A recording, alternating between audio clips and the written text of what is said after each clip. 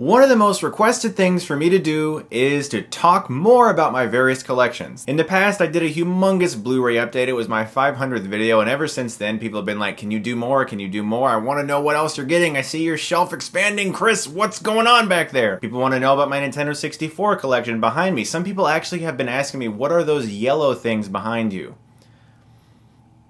I frown upon those questions. I frown upon them. I'm going to talk about some of the pickups I have there. I'm going to talk about some of my new Blu-rays and show you guys some of my new toys and things behind me. I don't always like to call them toys. They're technically toys, but I call them statues and replicas and other adult names for toys. By the way, do you like my new shirt? It is an Iron Man Metroid crossover, and I love it.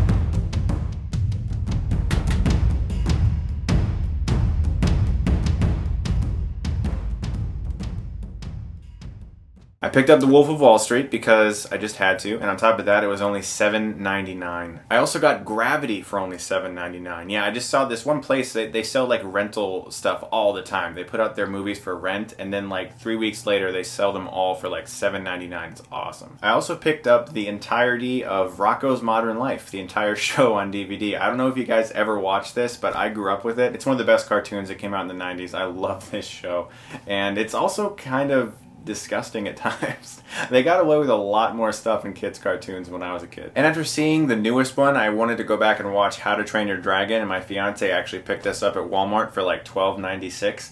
And I forgot how much I love this movie because I'd only seen it the one time in theaters, and this movie really blew me away. A movie that I didn't see when I was a little kid, but saw eventually like in my teen years, and I realized I loved, is Clue. It's just one of those movies where like the whole movie takes place in this dark, creepy mansion. It's very funny, but it's also a very cozy movie. You know, like you can watch it during a thunderstorm or something, and it just makes the entire house feel really creepy and awesome. And it has a really good performance by Tim Curry. I picked up Robin Williams' most underrated movie in my opinion, and that is 1 Hour Photo. This movie was directed by Mark Romanek. Robin Williams in this movie develops pictures for a living, and he constantly develops the photos of a specific family that he becomes obsessed with. It's an extremely well-directed movie, and in my opinion, Robin Williams like one of his best performances for sure. Like it's not maybe Good Will Hunting is his best, but this is so close. Also, I'm ashamed to admit, but truthful, about the fact that it wasn't until semi-recently that I saw Evil Dead 2 for the first time.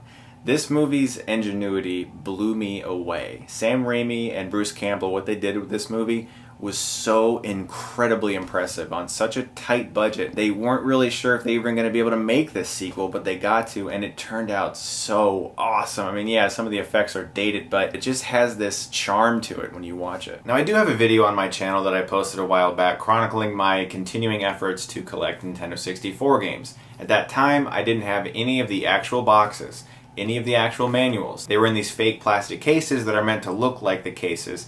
Now, it's a little different. I'm attempting to collect the entirety of the Nintendo 64 library because that's what cool people do nowadays, apparently.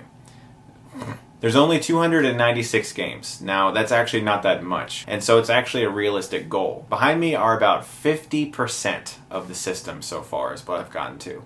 Now, this is box, manual, and cartridge. That's what's considered complete. I'm going to share with you some of the rarest ones I have and talk to you guys about some of the ones that I'm really looking forward to getting. I'll just start off with my rarest one, that is Clay Fighter Sculptor's Cut. I have the box and the game. I do not have the manual. This is considered the rarest item in the Nintendo 64 library. It was a Blockbuster rental-only exclusive.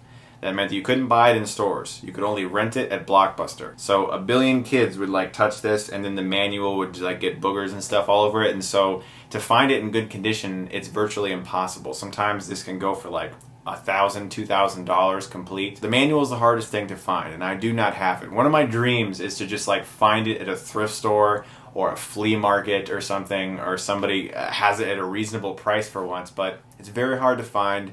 At some point I will get it so I can complete my set, but that is my ultimate want right there, is the Clay Fighter Sculptor's Cut manual, because that's crazy, right? That's like, you don't really want to pay, you know, $1,000 for a piece of paper when you can pay your rent for a few months, you know what I mean? So my goal is to eventually find it at a convention or something, or trade somebody for it, you know, but eventually I will find it. Now all my boxes, you may notice they're kind of glistening, and it's because I have these box protectors over them, these plastic box protectors.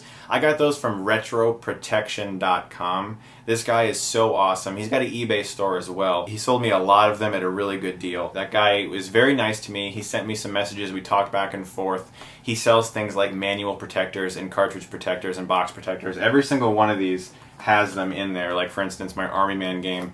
It just, I feel right as a collector to be able to have them like safe. Because what if my cat one day just like pees everywhere?